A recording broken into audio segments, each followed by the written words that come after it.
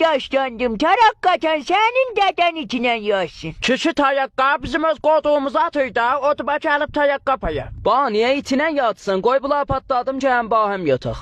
Köpeği o neşse koyun dicelim deyim de kim içine yatıcı. O dayana yanar vat. Kişi ötü kesafet kanun xayab eləmə. Şey de burada yoktu canım. Sen ölmeyesin hem sen dede uyandıracağım hem o yoldaşları. Kalsın. Kız bu tayakkaların yatısız. Bilirsiniz bu tayakkaların üstünde neçə nəfər yanıp gedib bimaristan ha? Azam xala tərəkkələrimizdən bir daha bu qaldı. Bu da patlatırıq, atırıq işi. Atmayışı o da vermem patladım.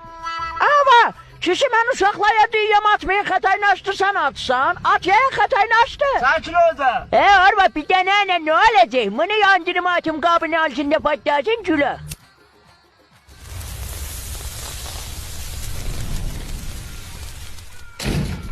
Ama kişi çizdi fende attı kabın altına tayakka özüyle apardı eve.